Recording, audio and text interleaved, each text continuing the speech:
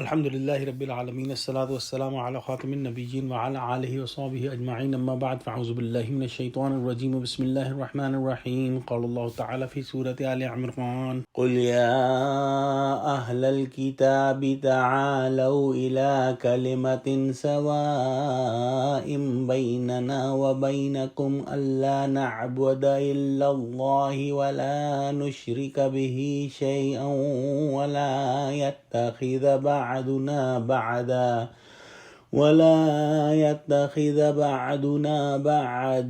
أربابا من دون الله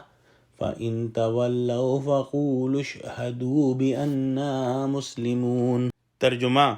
کہہ دو کہ اے اہل کتاب، جو بات ہمارے اور تمہارے دونوں کے درمیان یکساں تسلیم کی گئی ہے اس کی طرف آؤ، وہ یہ کہ خدا کے سوا ہم کسی کی عبادت نہ کریں اور اس کے ساتھ کسی چیز کو شریک نہ بنائیں، اور ہم میں سے کوئی کسی کو خدا کے سوا اپنا کارساز نہ سمجھے۔ اگر یہ لوگ اس بات کو نہ مانیں تو ان سے کہہ دو کہ تم گواہ رہو کہ ہم خدا کے فرما بردار ہیں۔ حضور صلی اللہ علیہ وآلہ وسلم نے جب وفد نجران کو کہا کہ مسلمان بن جاؤ تو کہنے لگے کہ ہم تو مسلمان ہیں۔ اس سے معلوم ہوا کہ مسلمانوں کی طرح ان کو بھی مسلم ہونے کا دعویٰ تھا۔ اسی طرح جب یہود و نصارہ کے سامنے توحید پیش کی جاتی تھی تو کہتے تھے کہ ہم بھی خدا کو ایک کہتے ہیں، بلکہ ہر مذہب والا کسی نہ کسی رنگ میں اوپر جا کر اقرار کرتا ہے کہ بڑا خدا ایک ہی ہے۔ یہاں اسی طرح توجہ دلائی جا رہی ہے کہ بنیادی عقیدہ خدا کا ایک ہونا اور اپنے آپ کو مسلمان ماننا، جس پر ہم دونوں متفق ہیں، ایسی چیز ہے جو ہم سب کو ایک کر سکتا ہے، بشرطیہ کہ آگے چل کر اپنے تصرف اور تحریف سے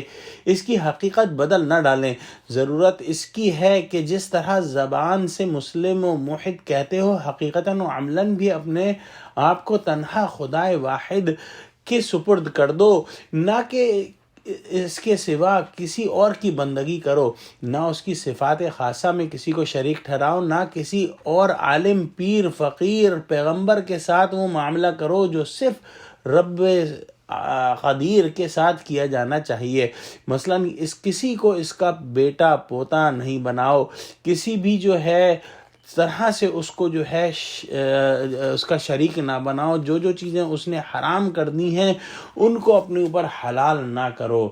صرف زبان سے اسلام کا دعویٰ کرنے سے انسان مسلمان نہیں ہو جاتا، اس کو اپنے عمل سے بھی جو ہے وہ اس بات کا ثبوت دینا ہے۔ اور سب سے بڑی بات یہ ہے کہ اللہ سبحانہ وتعالیٰ کو ایک ماننے والا اللہ کی کتاب اور اللہ کے پیغمبر کو اگر نہ مانے تو پھر اس کا اللہ کو ایک ماننے کا دعویٰ جو ہے وہ غلط ثابت ہو جاتا ہے، کیونکہ اللہ سبحانہ وتعالیٰ نے اپنی کتاب اپنے پیغمبر صلی اللہ علیہ وآلہ وسلم کو دی، تو اللہ پر ایمان لانے اسی وقت جو ہے وہ فائدہ مند ہوگا جب انسان اس کے نبی اور اس کی کتاب پر بھی ایمان لائے۔ اور اس آیت میں یہ جو فرمایا کہ اپنے خدا کے سوا کسی کو اپنا کارساز نہ بناؤ، کسی کو اپنا جو ہے ارباب نہ بناؤ، اس کے بارے میں کہ حدیث ہے کہ حاتم طائی کے جو صاحبزادے تھے حضرت عدی بن حاتم، جو کہ صحابی تھے اور انہوں نے اسلام قبول کر لیا تھا، انہوں نے جب یہ آیت سنی تو عرض کی کہ یا رسول اللہ صلی اللہ علیہ وسلم، ہم غیر اللہ کی عبادت تو نہیں کرتے، پھر یہ کیوں فرمایا کہ کسی کو اپنا جو ہے ایک دوسرے کو رب نہ بنائیں یا ارباب نہ بنائیں؟ آپ صلی اللہ علیہ وآلہ وسلم نے فرمایا، کیا وہ لوگ تمہارے لیے کچھ چیزوں کو حلال اور کچھ چیزوں کو حرام قرار نہیں دیتے تھے، جیسا کہ پوپ وغیرہ کرتے ہیں؟ تو